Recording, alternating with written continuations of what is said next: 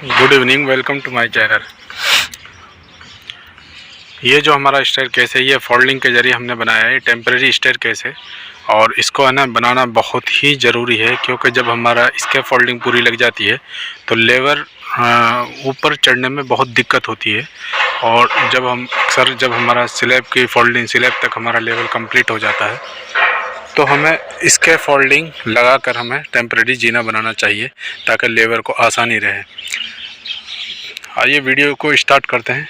Video को start करने से पहले प्लीज़ मेरे चैनल को लाइक एंड शेयर और सब्सक्राइबर ज़रूर करें। जो आज का जो टॉपिक है वो ये है कि हम जब इसके फोल्डिंग लगाते हैं, इसके फोल्डिंग लगाना मतलब स्लैब बीम बॉटम लगाना और कॉलम लगाना एक साथ क्या हम स्लैब को कास्ट कर सकते हैं।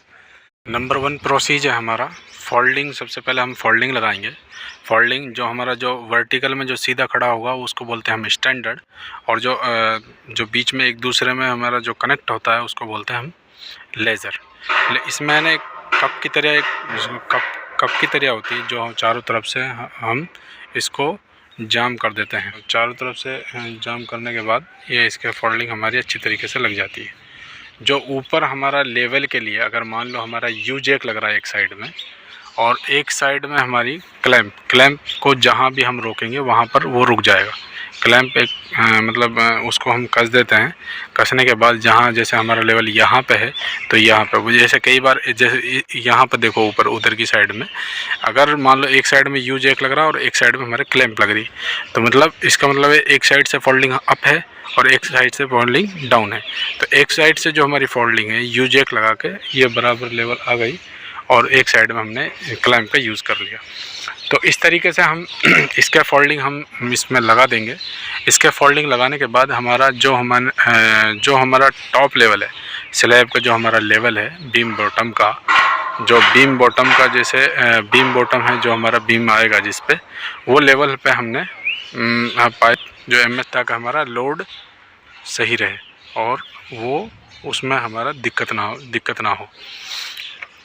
जहाँ पर गाइज एक चीज़ और ध्यान रखना, जहाँ पर गाइज जैसे 800 की बीम है या 300 की बीम है और मतलब वहाँ पर जो फोल्डिंग हमें डिस्टेंस दूरी नहीं रखनी, जैसे 1500 की हम लगा देते हैं ऐसे दूरी नहीं रखनी। जैसे 800 बाई 400 की बीम है तो लोड ज़्यादा होगा, तो इसलिए हमें 1 मीटर का यूज़ करना चाहिए लेज़र का, जो हमारी ज़्यादा चौड़ाई ना हो।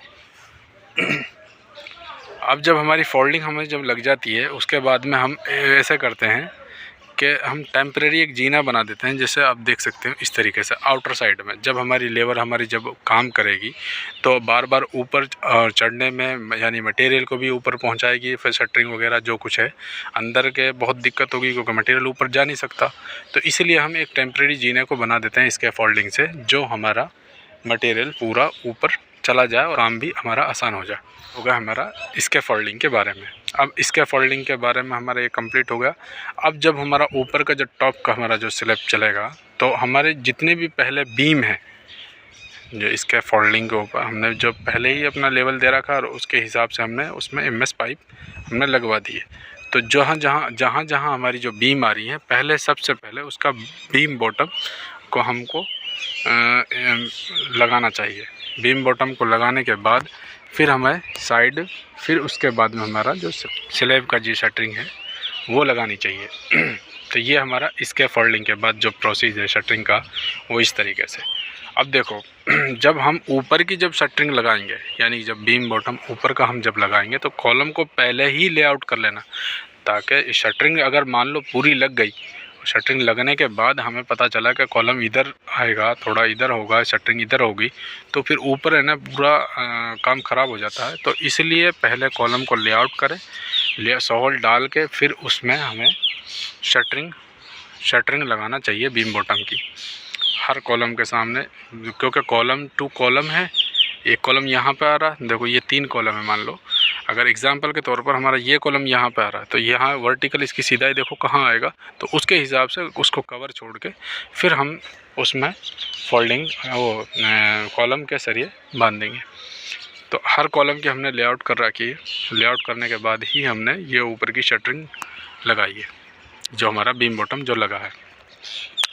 कॉलम का जो आप चाहो तो बाद में भी हम कॉलम को बांध सकते हैं, यानी बाइंडिंग बाद में भी कर सकते हैं।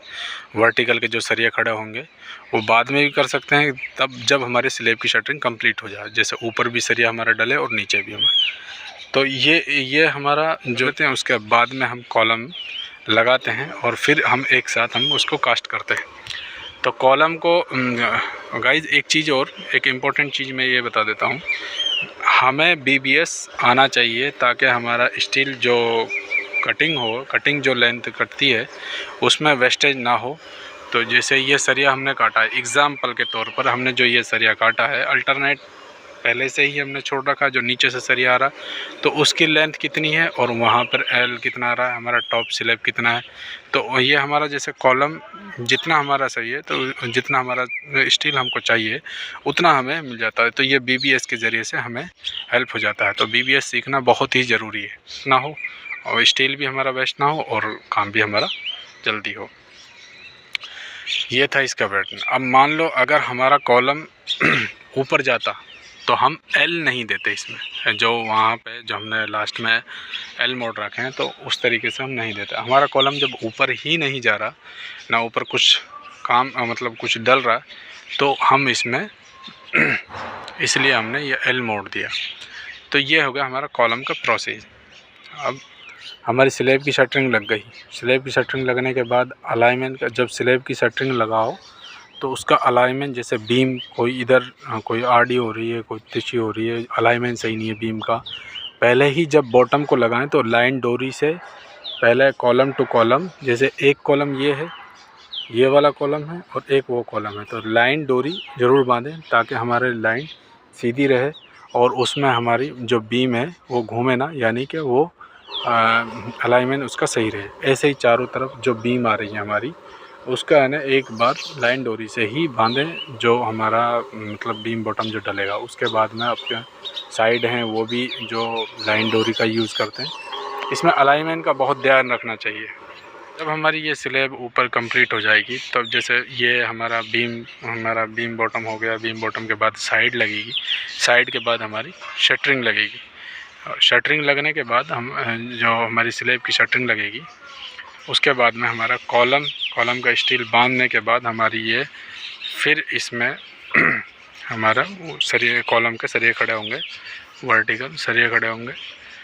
तो जो हमारा कॉलम है, ये हमारा जो कॉलम का जो साइज़ हमारा जो यहाँ पे यूज हो रहा है 600 बाई 600 का कॉलम है हमारा।